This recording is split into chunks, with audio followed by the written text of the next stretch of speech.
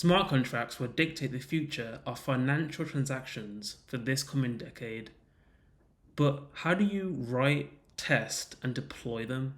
Well, that's the topic of this video. My name is Hakeem, and I am a Web3 engineer at eBay, and my mission is to teach you Web3 development. So let's begin. Now, when I say smart contract, let's just clarify what that is.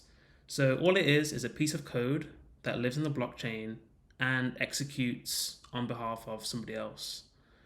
In other words, it removes third-party intermediaries, so there's no bank, there's no payment processor, there's no human that can get in the way to stop that transaction.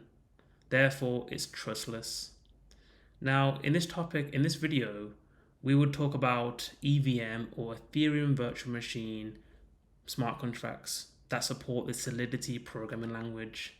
So that means blockchains such as Ethereum, Phantom, Polygon, so on and so forth. Now, what frameworks do we have? Well, we've had quite a few over the years, and some still exist today and some don't. A popular one that people used to use is Remix, which is an IDE or integrated developer environment for mainly writing and deploying contracts and isn't used for testing as such.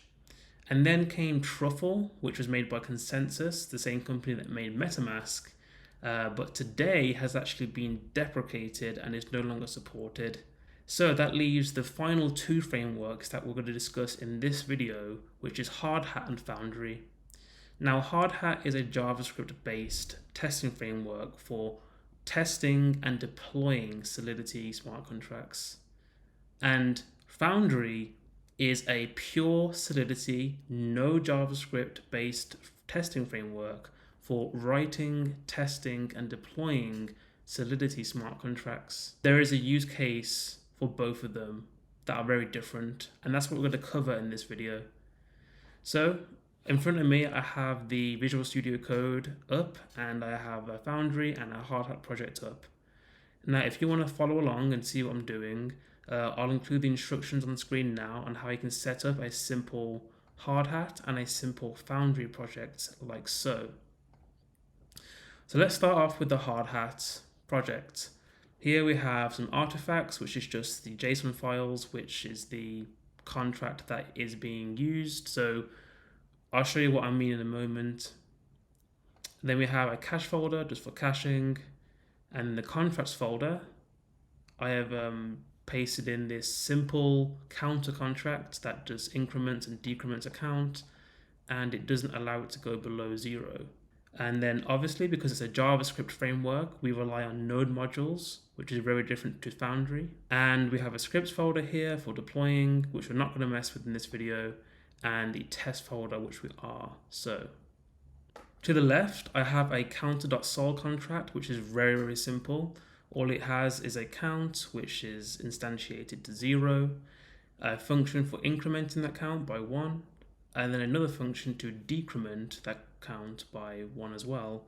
However, we're not going to allow it to go below 0, so it can't be negative. No negativity allowed. Okay, so on the right, we have the Hardhat unit tests, and if you've used any JavaScript testing framework in the past, this might look familiar to you. So something like Jest, for example, you have a describe block here that wraps around the whole file, and then you'll have a before each, which means that before each individual unit test, so these it statements here, execute this code. So before each test, deploy a new smart contract, and then execute that test. And within those tests, we're expecting a certain result. Every public variable in Solidity has a getter function, so we're accessing the count getter function here, and then we're expecting it to equal 1 after we increment it. Makes sense. Same for the decrement, so we're going to increment it and then decrement it, expect it to equal 0, because we can't just decrement straight away, otherwise we'll hit this require this require check here. Now in the last unit test, we are simply trying to hit this require. In the last unit test, we are expecting a fail here. We are expecting the function call to be reverted with count is already 0. And again, this is what we can use. So here we're actually using the chai testing library, which again is similar to Jest. We're using ethers to interact with the smart contract. So that's what typically a front end would use.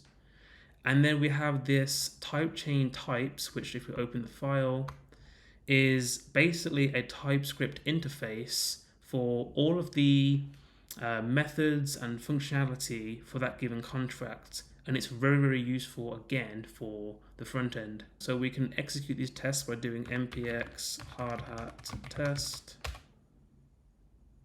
And there we go, they all passed. Here we have the Hardhat unit test up, and we're expecting this last unit test to fail. So if we run npx hardhat test -- verbose, you can see we got a bunch of logs here, or a bunch of information, but none of it's really relevant to what just happened. We just receive an assertion error, and that's about it. And that's about as deep as Hardhat gets when it comes to logging unit test errors. Now, this is the Foundry project here. Again, the instructions are included on screen right now and how you can set this up. Once you've set up the Foundry project, you'll notice there is no node modules because we're using Git submodules instead to actually import everything we need. And you'll see a GitHub file here, which is includes a workflow. We have a cache folder again, a lib folder that includes all the dependencies. So we have this source file with a bunch of helper smart contracts. So remember, in Foundry, everything is a smart contract. There is no JavaScript at all. And one of the most popular ones we're going to see is this VM library here, which is a bunch of helper functions for unit tests. So all we care about for now is the counter.sol again, and the testing file for the counter smart contract.